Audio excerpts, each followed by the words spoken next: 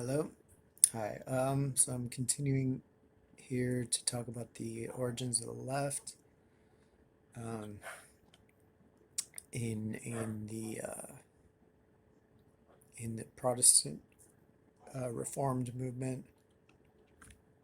I was talking about the Scottish Revolution against King Charles, which I should add was initially led by women, um, at least in the action.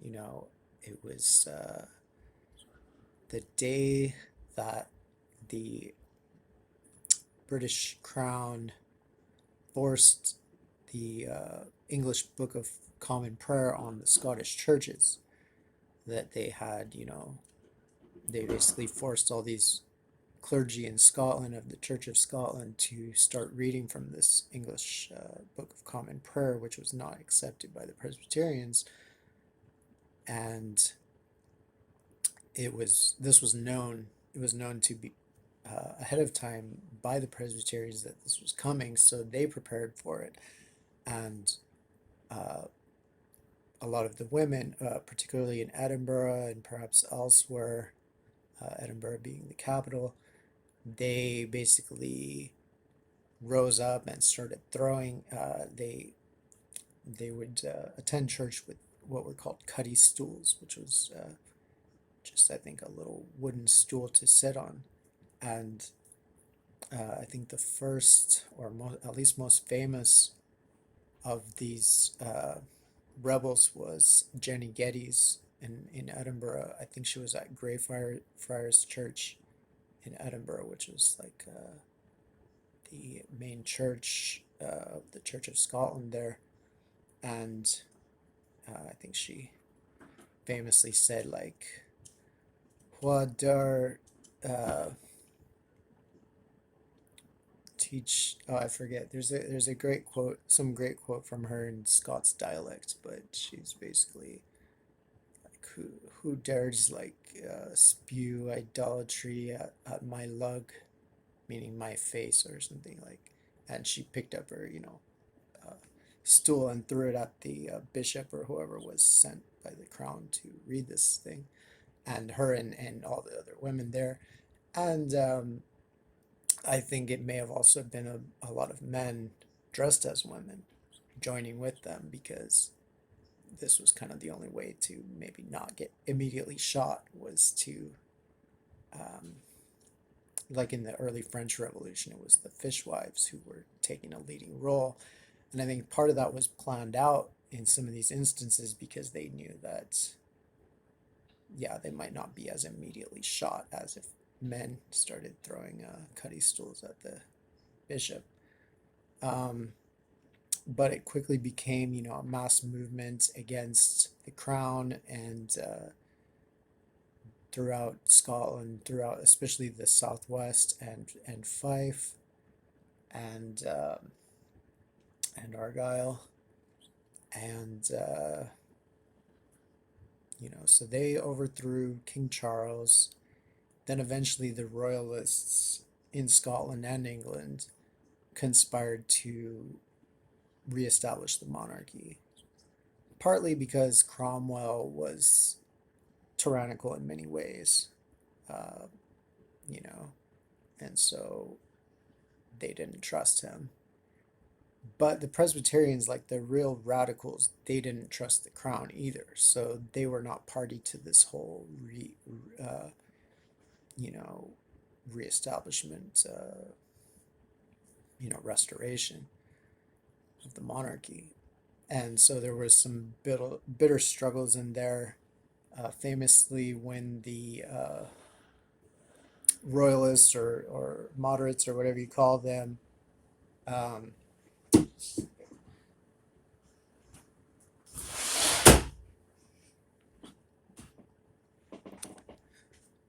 when the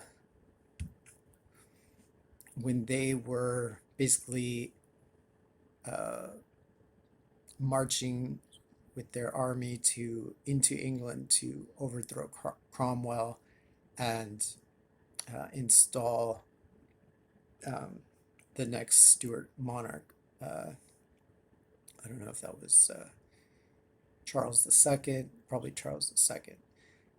And so that was what basically especially the elites of Scotland, they were like, part of it was they didn't like Cromwell, like Cromwell was basically a new monarch of his own, but a lot of it was they just didn't like the instability and they didn't like the challenges to authority of this revolutionary period, and they wanted to go back to something more stable, more deferential, more hierarchical, where their power was more secure.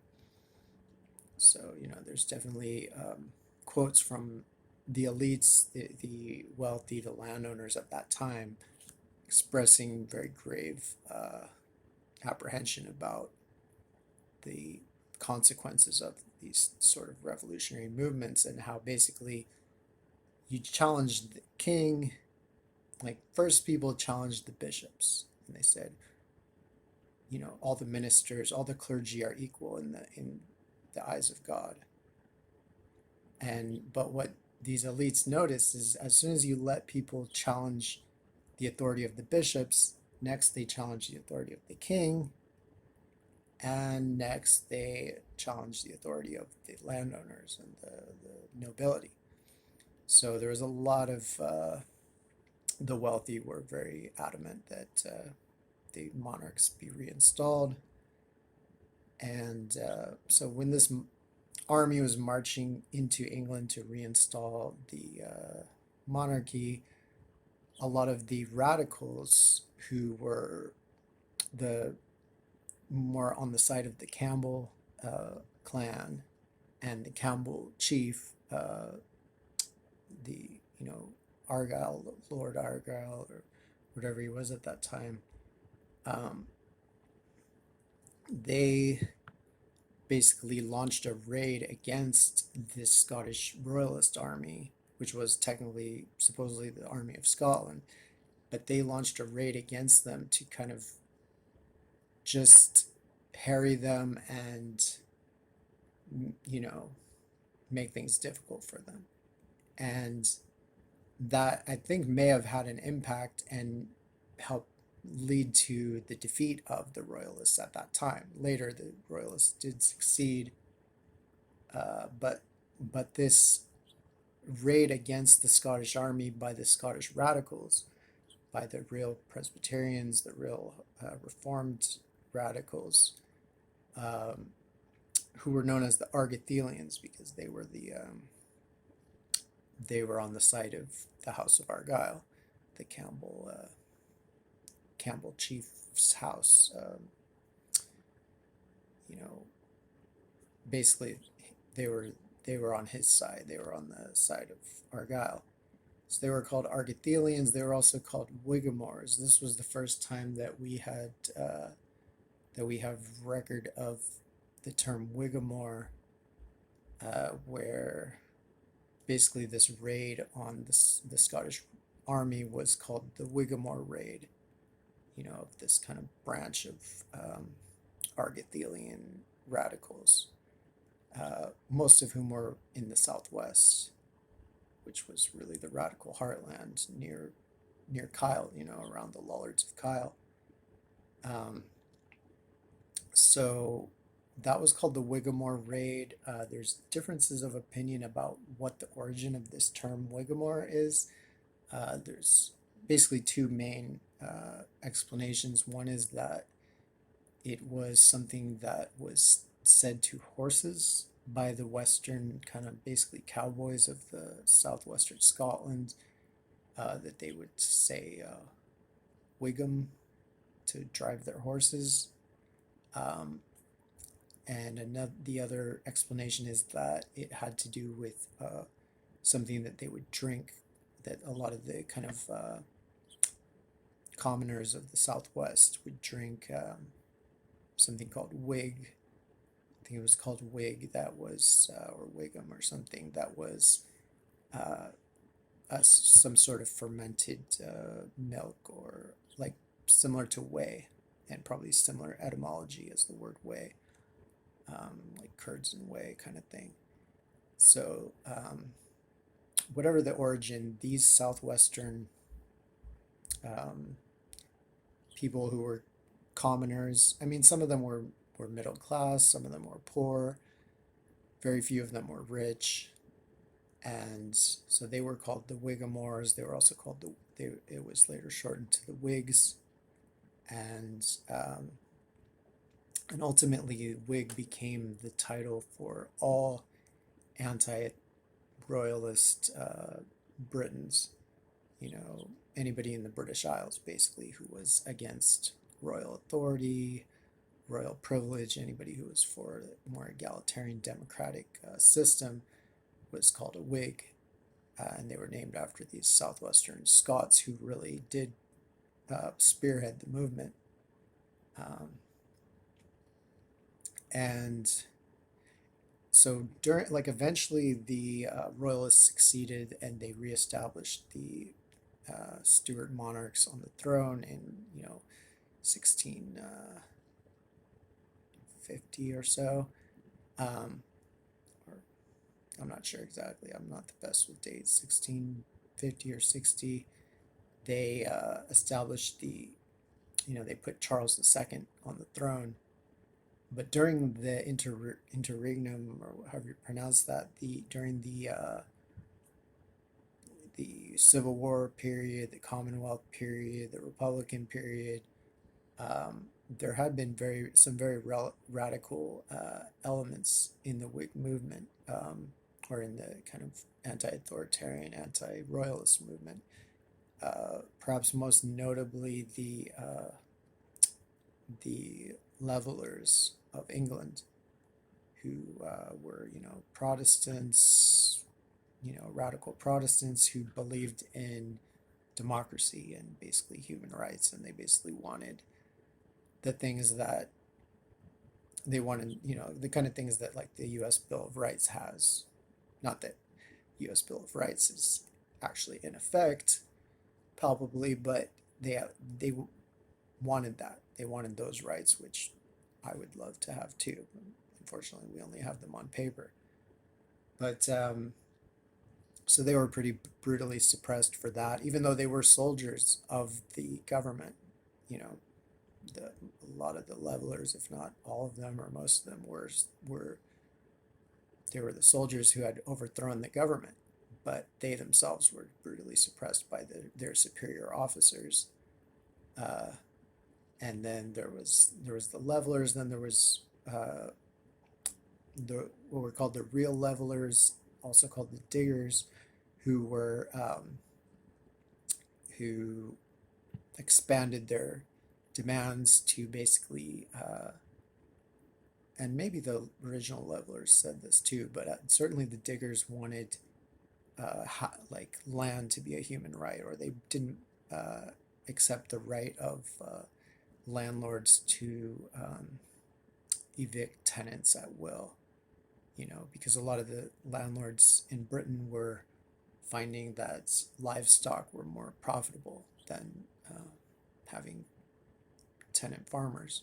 So they would, evict everybody and replace them with cows. They did this in England, they did this in Scotland, and part of what the Levelers did was they leveled these fences. There was these enclosures that were put up on these livestock estates, and these radicals would level those fences, knock down all the fences, and reappropriate that land on behalf of the people. So they were like kind of squatters in that sense, and they had a strong belief in the commons, and they kind of believed that the commons extended to basically, I think, to a universal right of land for everybody.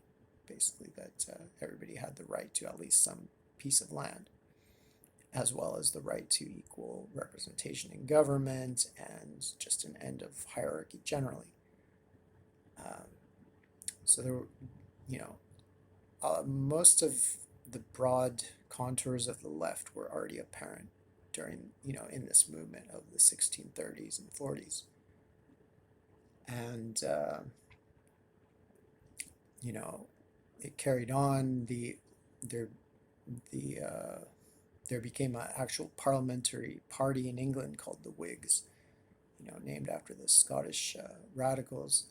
And those Whigs, led by the Earl or Lord Shaftesbury, um, they they established habeas corpus, the law of habeas corpus, which I think they based upon um, the Magna Carta, but it had not been enforced.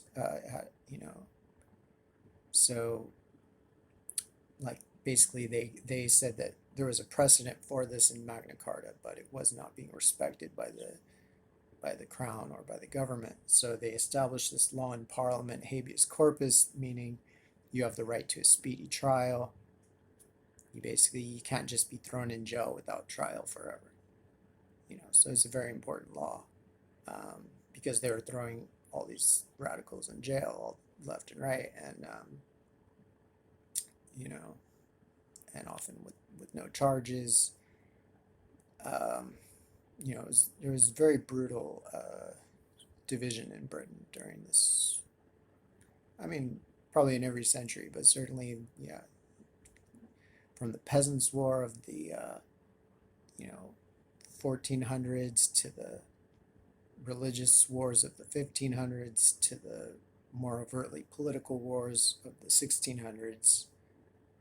Britain was very divided, and so the monarchy was reestablished in 1650 or 60 or thereabouts, but the Whigs kept on. They established habeas corpus, and they were plotting revolution, like Shaftesbury himself, the leaders of the Whig Party, which has been called by some to be the first modern political party in history.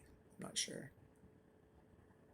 exactly if that's true or what that means, but to a large extent, modern politics derive from this division in the 1600s between the Whigs and the Tories. The Tories were the Royalist Party, and they were named after actually Irish Catholic kind of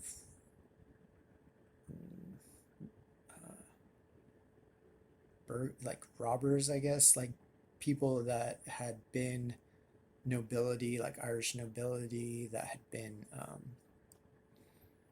basically divested of their land and power by the crown for being rebellious and for being Catholic. And so they sometimes made their living by robbing the Protestant settlers of Northern Ireland.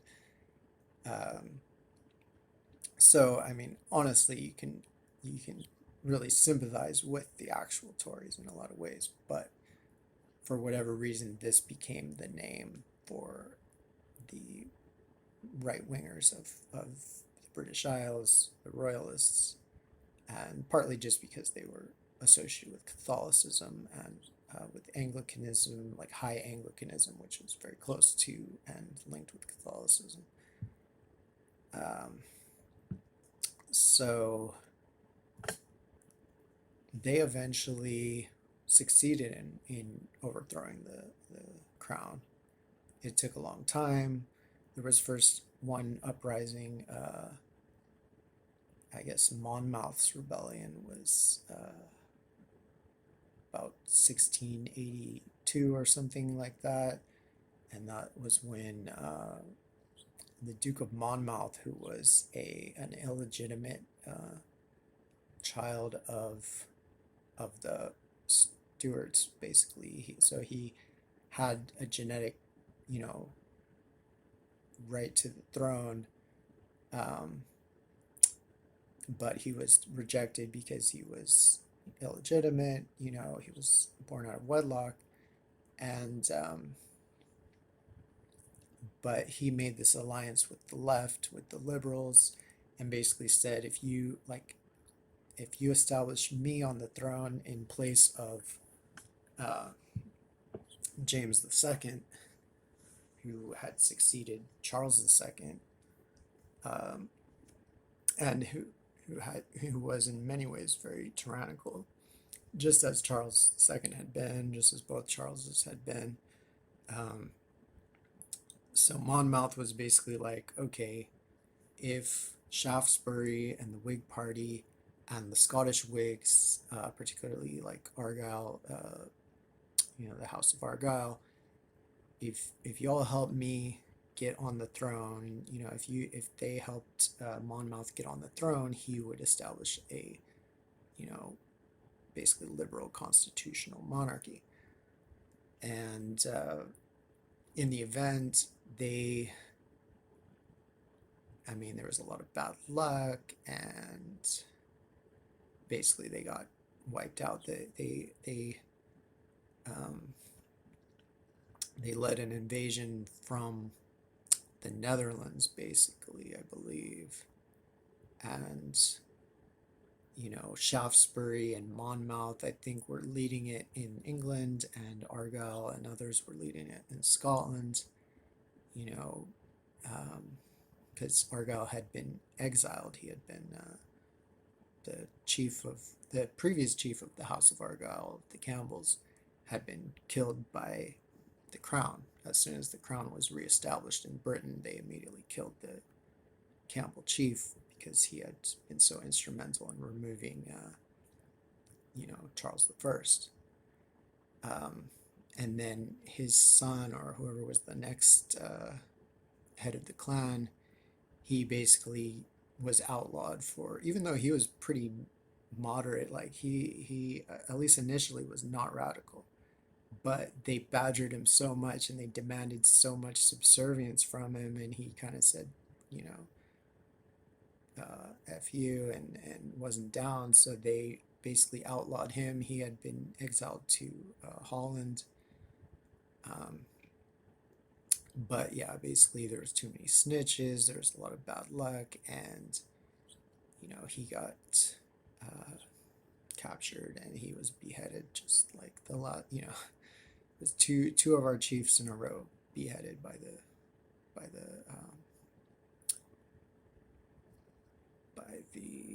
overlords, by the monarchs, and you know, and Shaftesbury and Monmouth were captured. I'm not sure if Shaftesbury. I'm not sure if he was captured or not. Maybe he was still in Holland, or maybe he was in England. But Monmouth was captured and beheaded, I believe. And there was another famous English radical who was captured in Scotland and beheaded during that uprising. Um, and I forget his name, but he was like an old school radical from, the earlier revolutionary times, I believe. And he very famously said on as his kind of as his gallows speech, before he was hung, before he was executed, he said that, he said, like, basically this generation is like ignorant and is, while slavery and popery are riding in amongst on us, basically taking over, this generation is like ignorant and naive and just not standing up. And obviously paraphrasing, he said it in a much cooler way, but the one of the best parts that he said was, he said, um, no man is born with a saddle on his back to be, ridden by another man, and no man is born, booted and spurred to ride another man. What he's saying is all men are created equal. All, people are all, um, like, this whole basis for the extreme inequality, the idea of that some are born to rule and some are not. He was utterly rejecting, and he was paraphrased by, or almost exactly quoted by Thomas Jefferson in one of the last things that Thomas Jefferson said, I believe, on 4th of July of, in 18, 30 or whenever it was. Um, so this was a very important, formative, leftist liberal event, that revolution, Monmouth's rebellion, and so yeah, the chief of the Campbells was executed. A bunch of his relatives were executed or imprisoned or exiled. Um, but the next, his successor as the chief of the Campbells just picked up where they left off and eventually succeeded in, getting the Prince of Orange, who was in Holland and in the Netherlands, to come in, overthrow the King of England, James II, and establish constitutional rights. Basically, that's called the Glorious Revolution of 1688. Um, there certainly were some inglorious aspects to that revolution, like maybe in some of the Irish aspects, and certainly at Glencoe, where there was a brutal kind of revenge massacre of McDonald's by at least one Campbell military leader, because all through the 1600s, the McDonald's were the biggest royalist clan, the biggest kind of right wing Catholic clan, and the Campbells were the leading leftist Presbyterian clan. So they just massacred each other like a lot. I mean, it's terrible, right? But unfortunately, I mean, in a way, the worst part of it is that now it's remembered as like, oh, those terrible Campbells, and no massacre of Campbells by McDonald's, which there were many, is remembered at all by anybody, like, unless they're historians. Like, it's just treated as, well, history began with Glencoe, and this one Campbell military leader was just such an evil Campbell that he just wiped out all these McDonald's. Um, but whichever way, I mean, even though the McDonald's had done the exact same thing to the Campbells many times before, it's totally obviously inexcusable and not anything that should be, you know, obviously the Glorious Revolution, what my point is not completely glorious. There's a lot of aspects of it which were deeply flawed and evil in that, certainly that instance.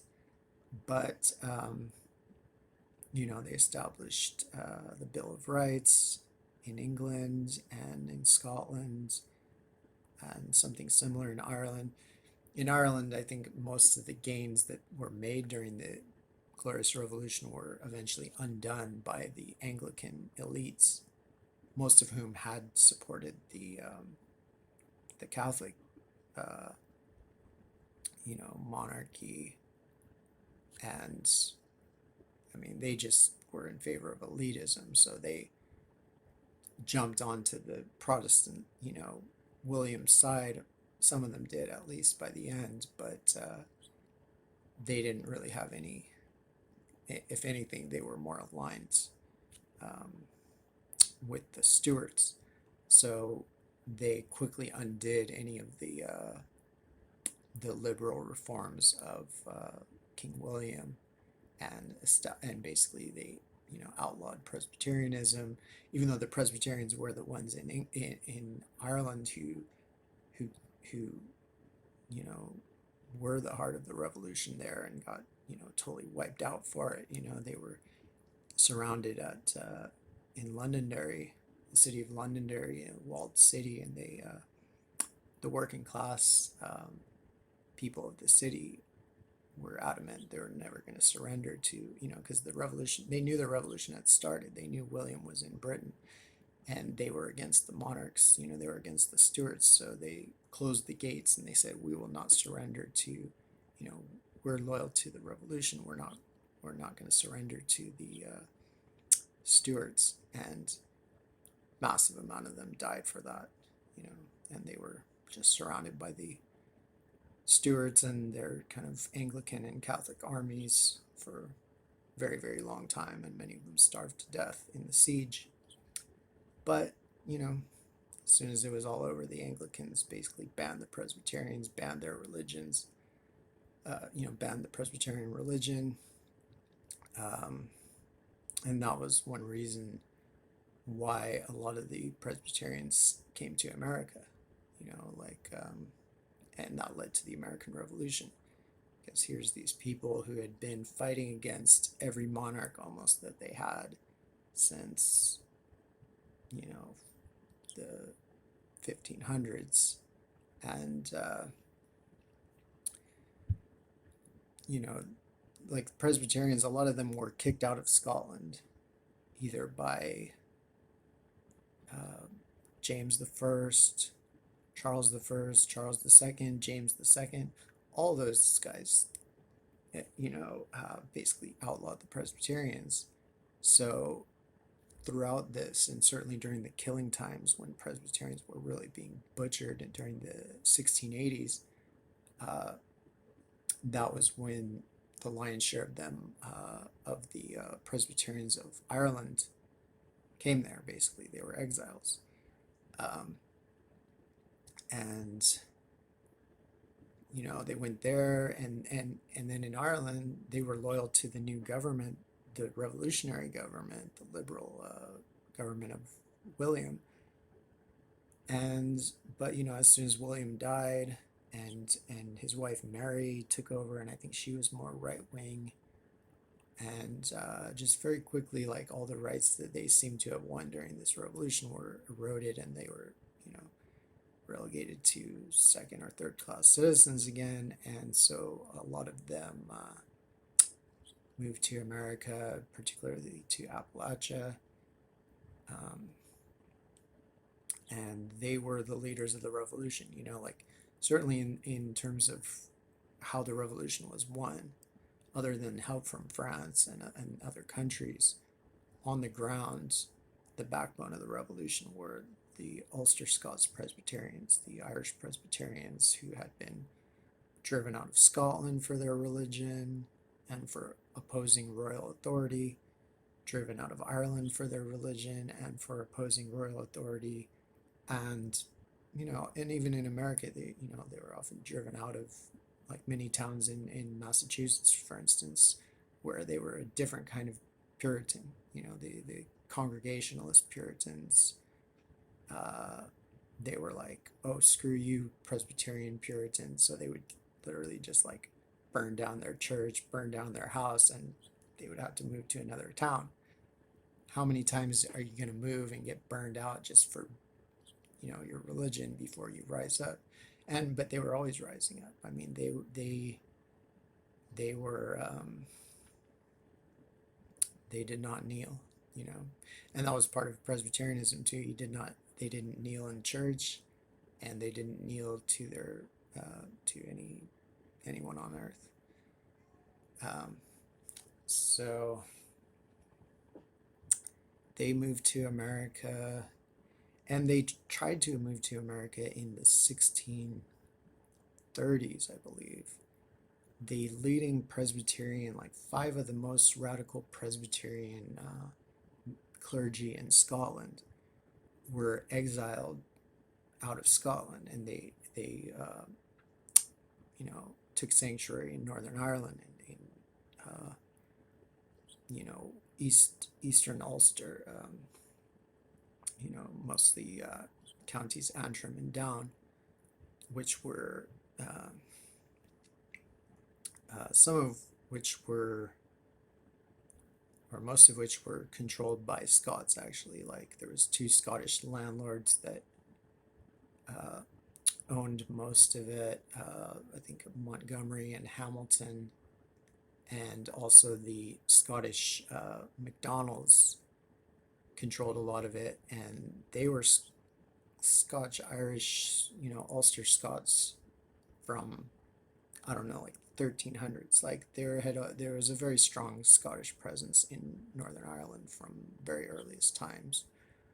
The Gallo glasses, for instance, like the MacDonalds were associated with the Gallo glass warriors who would, or Scottish warriors who were considered by the English government to be the strength of Ireland. Like if you, they didn't believe you could control Ireland until you defeated these Scottish Gallo glasses, and but so they had tried to, these radical ministers had tried to come to America. Actually, they'd been exiled from Scotland. Then they were basically arrested in Ireland and put in jail, sometimes for long periods of time, for really petty reasons of basically disloyalty and unorthodoxy. And so they actually set out sail for America, and they arranged everything to settle in New England. And they were welcomed by the New Englanders, at least, by letters. Um, I don't know if it's Cotton Mather or maybe Cotton Mather's father or grandfather was inviting them. They reached halfway there. They reached halfway across the Atlantic, and the storm, they hit such an impenetrable storm that these, hardcore clergymen took it as a sign from God that they should turn around, and that they were not, that they were still uh, that there was still work for them to do back in the British Isles. So they turned around, they went back, they landed in Scotland, and they established the left. It was them. It was they they led the movement, which um, you know ultimately overthrew King Charles I and developed into the Whig movement, the liberal Whiggery, the Whigamores. It was led by these Ulster Scots, these clergy who were Scottish born but had been exiled to Northern Ireland and had kind of come together in Northern Ireland and really crystallized with a lot of the local Scottish settlers there. Um, and in Scotland, when they returned from this failed uh, voyage to America, they, Presbyterianism was still illegal in Scotland. So they would lead these uh, illegal assemblies, you know, just like now with COVID, and somehow everybody's okay with this, that the government can just ban assemblies. You know, people in those days were just the same as now. They had no respect for freedom other than that small percentage of people who actually valued freedom. And those people were these Presbyterians that, you know, they got, and countless times they were arrested for having unlawful church assemblies, out in the moors, out in the wilds of the Southwest, and many of them were killed for it.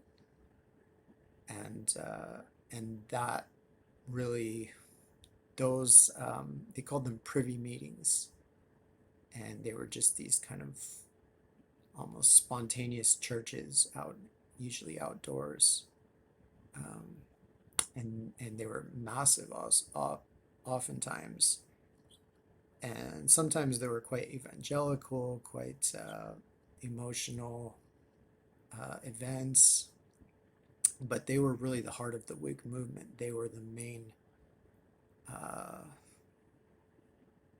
They were the main engine, you could say, of the first liberal leftist movement there in Scotland, which then became a British-wide movement with the alliance with the English Puritans as well. So, and then when these same people did eventually go to America, like, they um, basically the plans of those clergy in the 1630s that didn't come to fruition because of the storm and because of the events came later in the late 1600s. Then you did start to have the first major or the first substantial emigrations from